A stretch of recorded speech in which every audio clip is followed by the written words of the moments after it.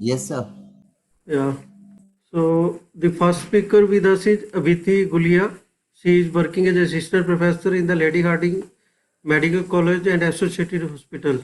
And area of interest are cancer, pain, palliative care, and regional anesthesia. She would be speaking about laryngoscope and video laryngoscope.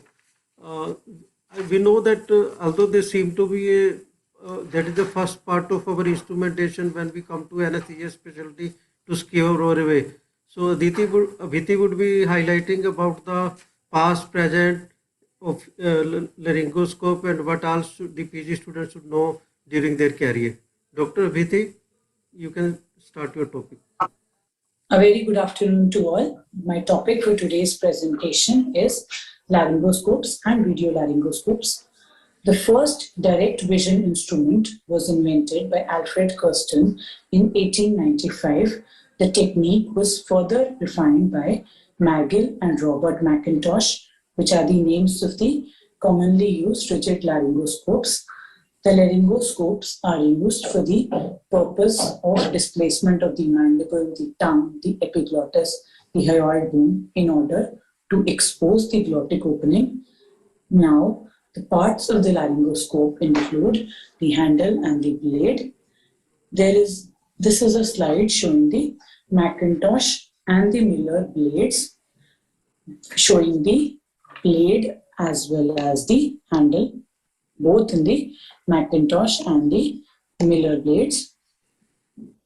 Now, the handle is the part of the laryngoscope that contains the battery power source and is connected to the blade via the metallic contact to complete the electrical circuit for the bulb to function. The shorter handles are available for use in obese patients to avoid contact with the chest.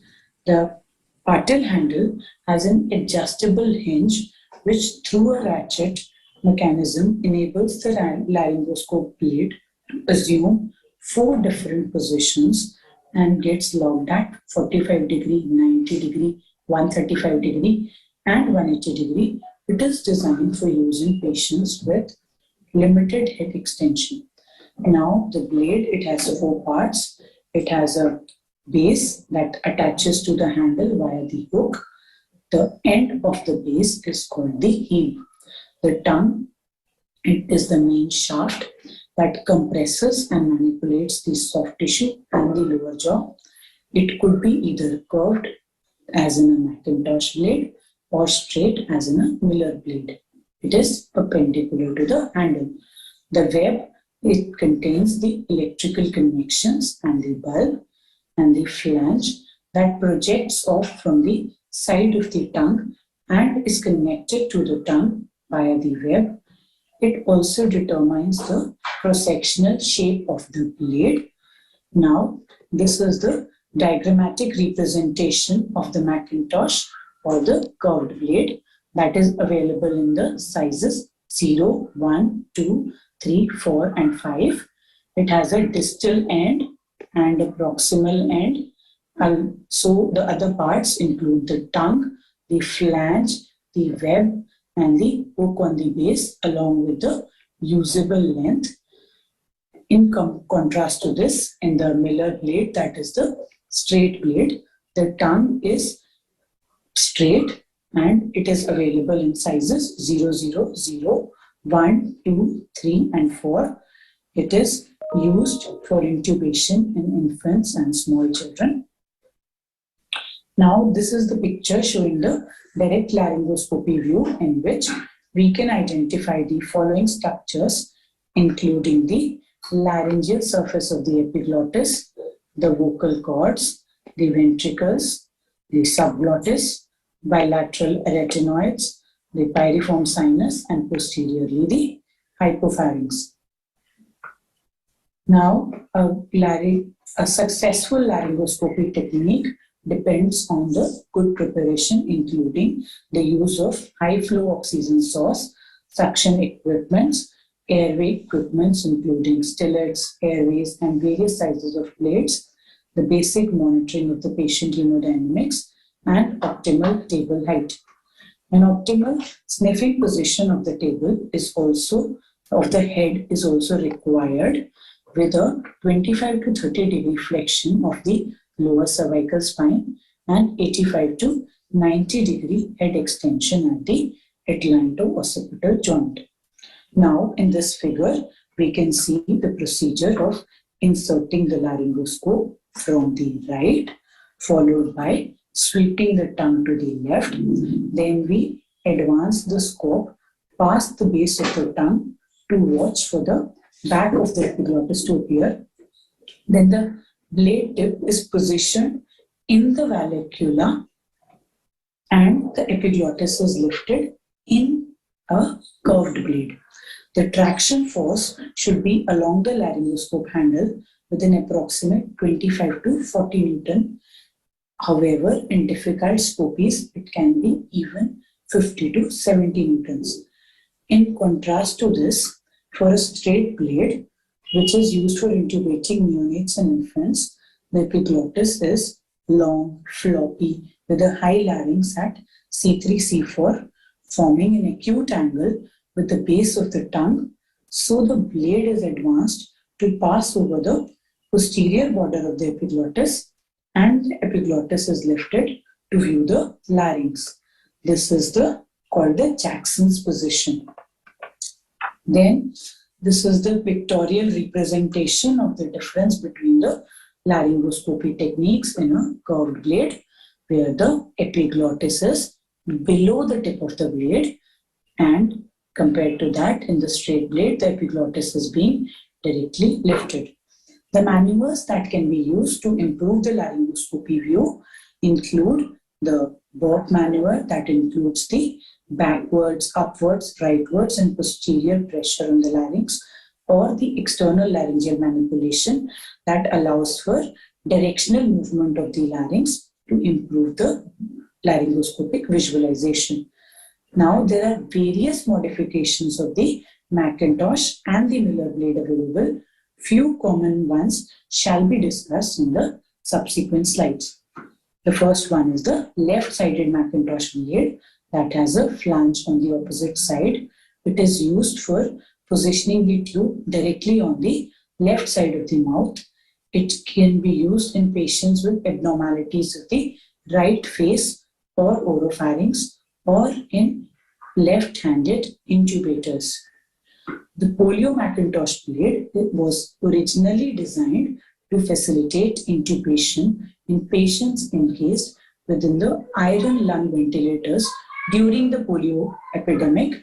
In this, the blade is mounted at 135 degrees to the handle.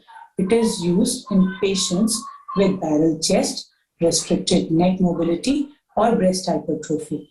It is commonly used in conjugation with short stubby handle. The next blade is the Phillips blade that integrates the short blade with a curve distributed into the Miller design. It provides a greater visibility and direct line approach to the trachea during intubation. It has a low profile flange that reduces the risk of oral damage. The Wisconsin blade is larger than the Magdal blade. It is a straight blade with a very modest curve at the end of its slightly wide tip. It has a relatively large semicircular cross section to create the space for endotracheal intubation. The Vis-Sipple blade is another straight blade with a wide tip for use in infants, and when compared to the Wisconsin blade, the flange tends to be straighter and runs parallel to the tongue.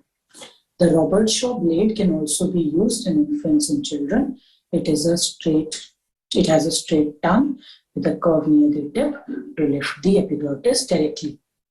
The other blades that can be used are the Oxypod blades, that are the modified Macintosh or Miller blades with a tube to deliver the oxygen. Other blades that can be used for pediatric use include the Albert's and the Michael's blade. Now coming to the laryngoscope blade sizes for pediatric patients. The Miller 0 and 00 can be used for premature or newborns. Then for 1 month to 2 years, the commonly used blade is the Miller 1.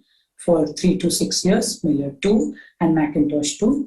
For 6 to 12 years, it is Miller 2 along with Macintosh 2 or 3. And for patients aged more than 12 years, it is Macintosh 3. Now, the McCoy blade, which is a modification of the Macintosh blade. It has a hinged tip that is operated by a lever mechanism on the handle back. It allows for elevation of the epiglottis, reducing the amount of force required. It improves the laryngoscopy view in difficult intubations and in patients wearing cervical heart collars. Now, coming to the uses of laryngoscopes. They are used to facilitate endotracheal intubation, insertion of nasogastric tube, and esophageal echo probes. They can also be used for inspection of the upper airway, including the base of the tongue, larynx, hypopharynx, and vocal cords. They are also used for obtaining biopsies from upper airway and can also facilitate removal of the foreign bodies from the upper airway. Now coming to the complications of direct laryngoscopy.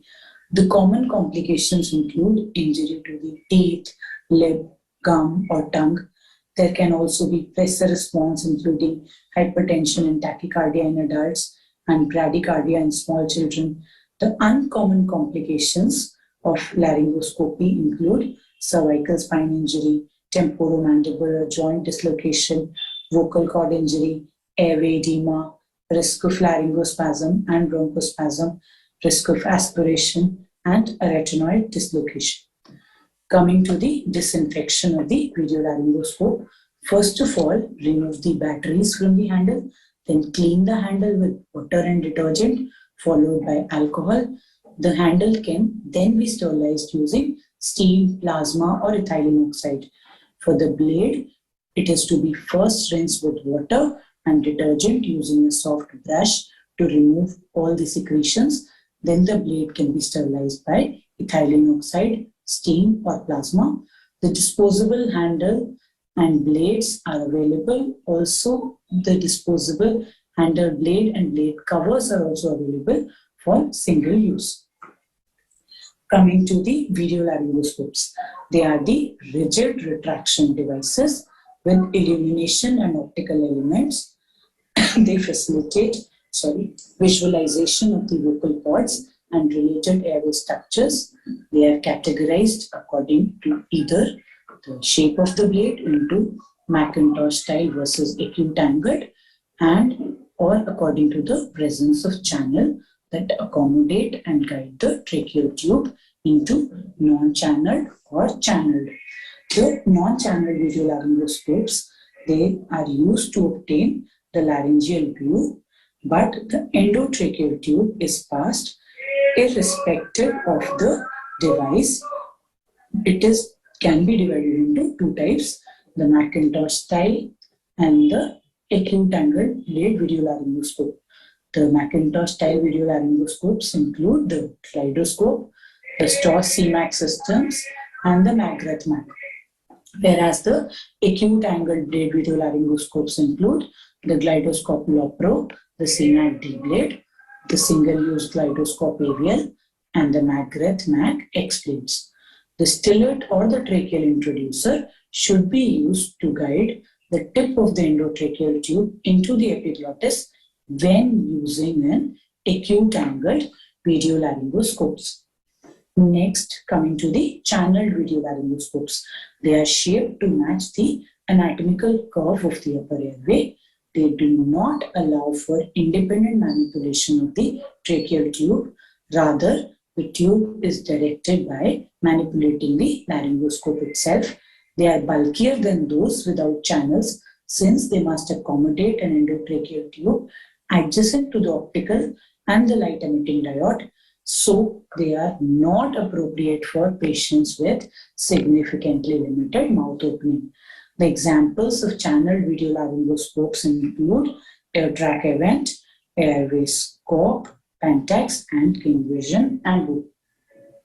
Now, this is a flow chart showing the video laryngoscopes which have integrated channel laryngoscopes like the C-Track and the Pentax, or the video laryngoscope like that video stillets that include rigid bone fills, or rigid blade laryngoscopes that can be either with a standard blade like the VMAC and the CMAC, or angle blade using a glidoscope or the McGrath. Now, this is a table showing the predictors of difficult video laryngoscopy that can be there in patients with abnormal neck anatomy, for having a neck scar, a neck mass, or neck radiation changes. Then in otolaryngological and cardiac surgeries. There can be difficulty in patients with decreased cervical spine motion, decreased oral entry as seen in obese patients, decreased mouth opening, patients with decreased mouth opening, and decreased jaw mobility. Also, restricted oropharyngeal space as seen in edema, bleeding, or retrognathia can make a video laryngoscopy difficult. Now, coming to the video laryngoscope, the CMAC blade. This is a picture of the CMAC video laryngoscope. That is the fourth generation of the Carlstone video laryngoscopes. This latest generation is equipped with a CMOS chip along with an LED light output and lithium-ion battery, making it highly portable and versatile. It provides a clear image and has the option of recording the video sequences. The blade has a round and flattened edges, making it useful in patients with reduced mouth opening and having the probability of less damage to the teeth and the soft tissue. There are two varieties for the Macintosh blade. There is no need of stillet for the intubation. However, for the D blade, we need a stillet to facilitate intubation. Coming to the glidoscope blade, the glidoscope incorporates a high-resolution distal camera which is connected to a video cable to a high-resolution LCD monitor. It can be used for tracheal intubation as well as removal of foreign bodies from the airway.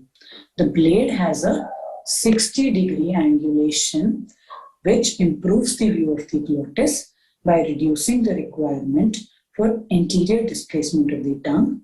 The digital camera is located at the point of angulation of the blade rather than at the tip of the blade. It is also available in the Macintosh style as well as the D blade.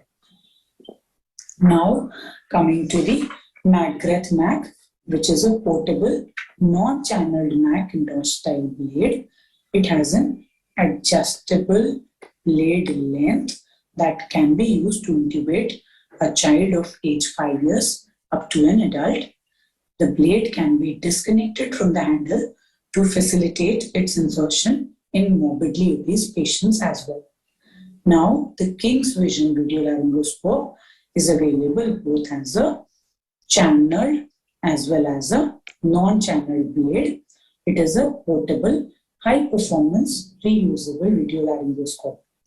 Now, this is a figure showing the CMAC D blade with a pocket monitor and glidoscope AVL, which have been discussed previously.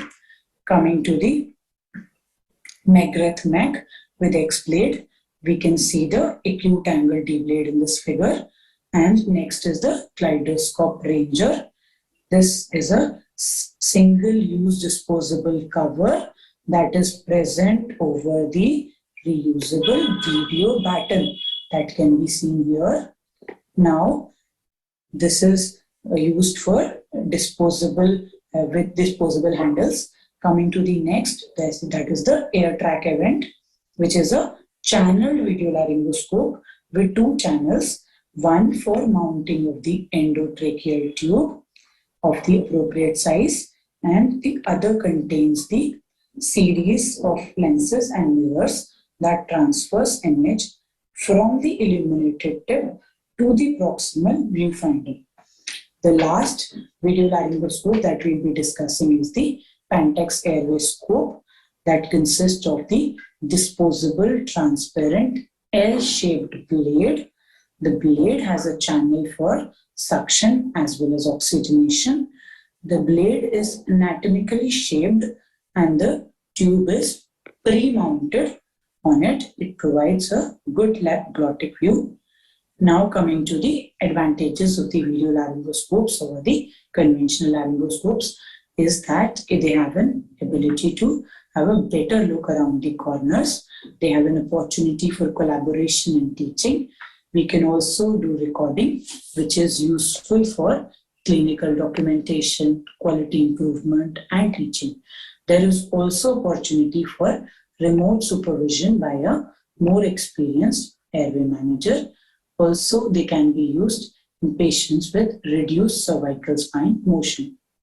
Now, this is a video depicting the intubation using a CMAC video laryngoscope. First of all, we'll do a gentle head positioning along with, then we'll insert the video laryngoscope under direct vision till the point it crosses the base of the tongue.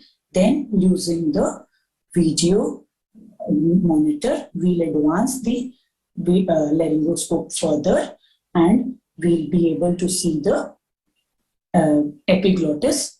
Yes, now this is the epiglottis and we put the tip into the vallecula. Then we can now see the vocal cords, and now the endotracheal tube will be advanced under vision. Now we can see the endotracheal tube. After the black mark is seen crossing the vocal cords, we will remove the radiolaryngoscope blade gently and connect the endotracheal tube to the circuit, and the intubation can be confirmed using a capnography. Thank you so much for listening.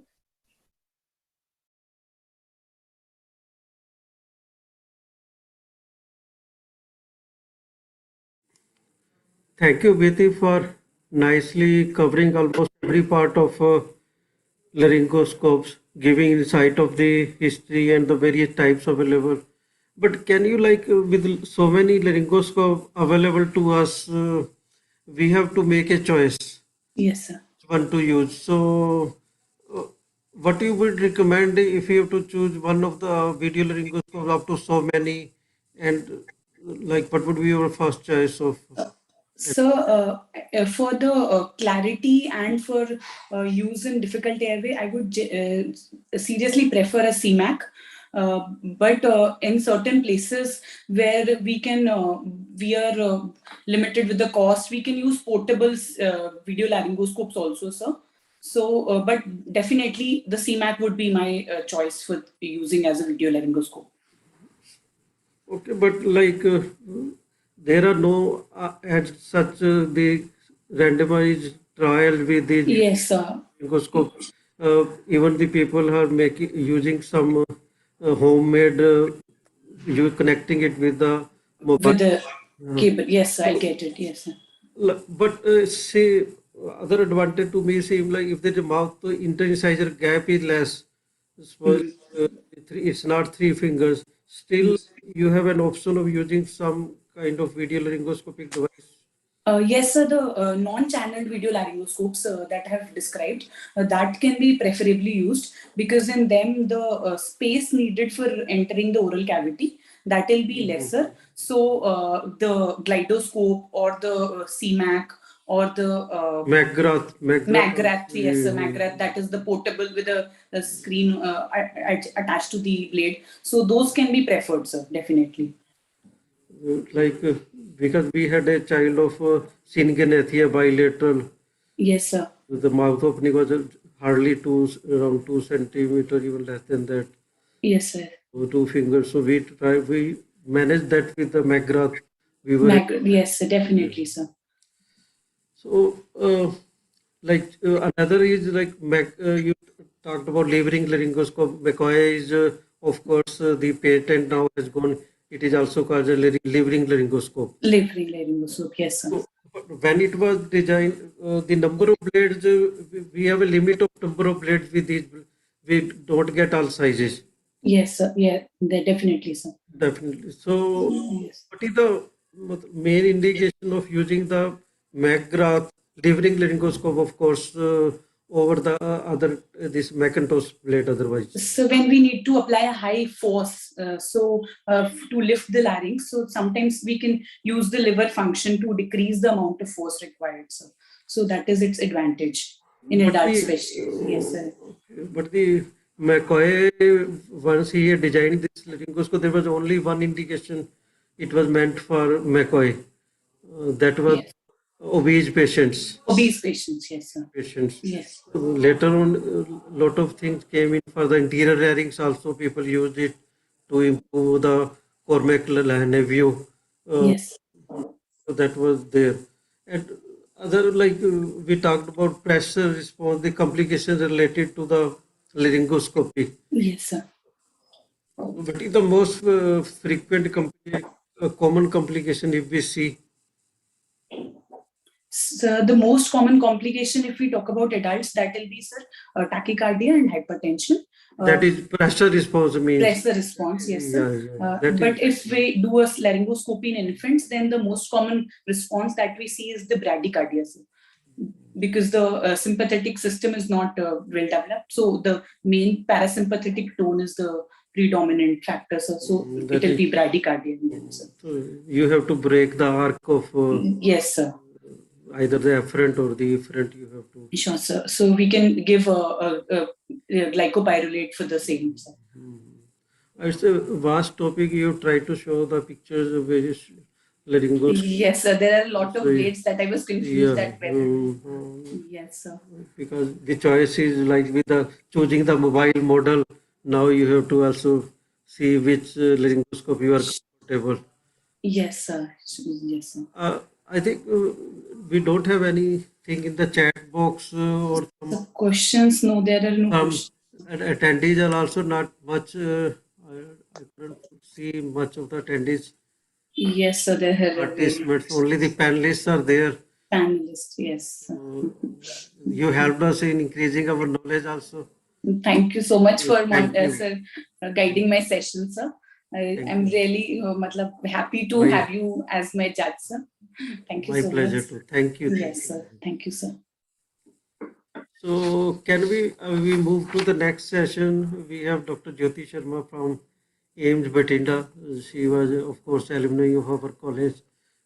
She is working there as associate professor, and she would be delivering her lecture on airway management.